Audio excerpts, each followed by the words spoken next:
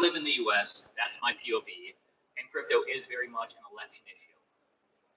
In your opinion, Harris or Trump, who do you think is better for crypto? I have no idea. So I will not comment on any election topics because right now I got enough trouble with the U.S. laws. I know they have a election interference law, so anything I say publicly could be taken out of context. So I don't want to touch it. So now I don't even want to get close to the line. I don't even want to see the line. So I just want to stay as far away as possible. Yeah. So no comments. I think both parties are pro crypto. That's fantastic. I love it. I respect it. And I love so many debates about in most other countries they just treat it as money. Japan recognize Bitcoin as a currency. Many other countries recognize Bitcoin as crypto as a currency. But of course, there are different type of cryptos. It depends on the coin, I guess. But I think in the U.S. that's like kind of the large debate right now. And again, I won't comment too much. There are ongoing lawsuits with SEC, etc. Yeah. CZ, final questions as we wrap up. I want to talk about Bitcoin, and of course, I want to know about Giggle Academy. But let's just say, 1 year from now, you and I are at Binance Blockchain Week 2025. We're on this stage. Doesn't have to be about price, but where will Bitcoin be / crypto? A year from now, 1 year is really hard to predict.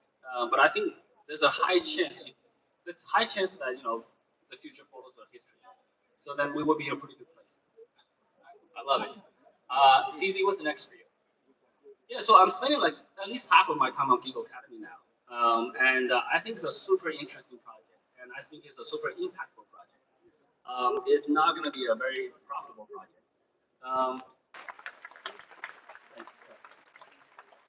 So today, there's about 700 to 800 million adults who are illiterate. And 2/3 of them are women. And then on top of that, there's about, depending on which report you read, there's about 300 million to 500 million kids who don't go to school. So together we have like 1.2, 1.3 billion people who don't have access to education. And these are all in very high. If we can combine them, we can make apps or tools that can deliver education to kids and to people who need them, and who doesn't million people to get educated. I think that is a super impactful thing for me to do. And I don't care if there's any returns. And also, I actually don't think it will take that much money. Let's go! Fucking chat. So, I think if you think about it, right, today, out of 8 billion people, there's probably 1 billion people who's in school learning something every day, right?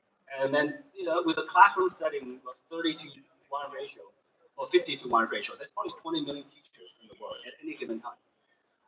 But then if you think about it, how many different ways are there to teach grade 1 English, right? And we're repeating this millions of times a day.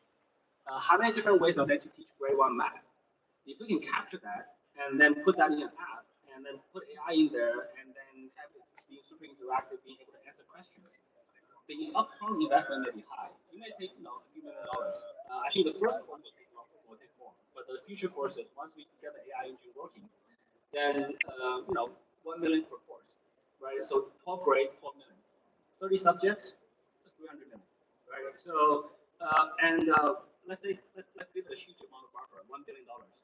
I think we can create all the education material that needs to be in existence today, and plus languages. So we cover 500 languages, right? So then there'll be a bit more with the annual standards.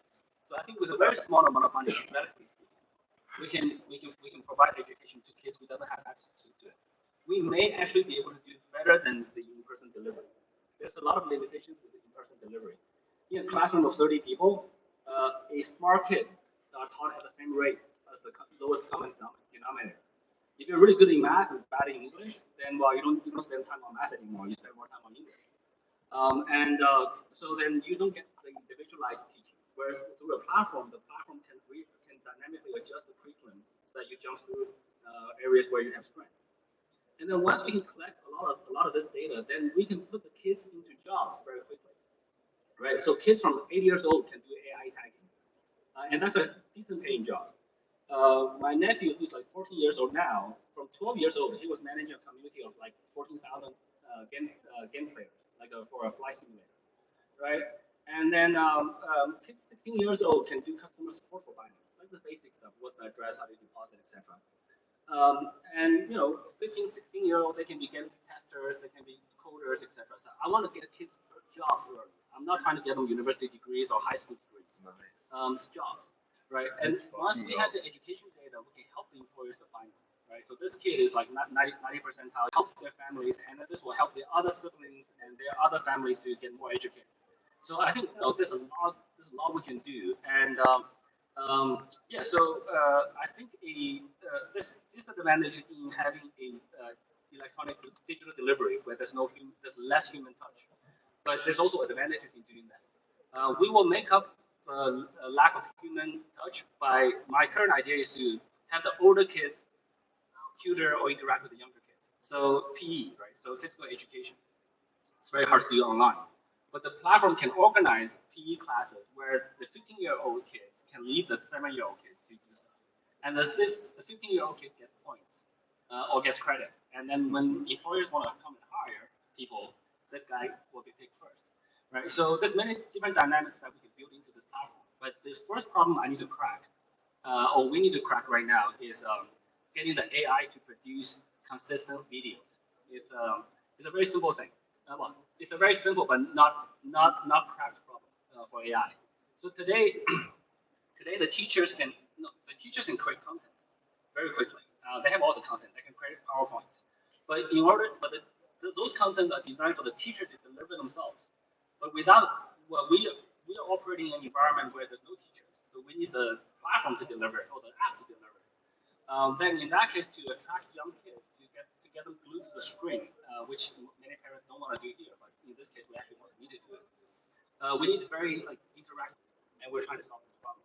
But this problem is very easily foreseen to be solvable within the next few months, few years max. So trying to crack that problem, and then we can deliver the content digitally, and then we can reach hopefully hundreds of millions or billions of kids or people around the world and give them free education. I love it, guys. Round of applause for that. Two more questions. In the future, will any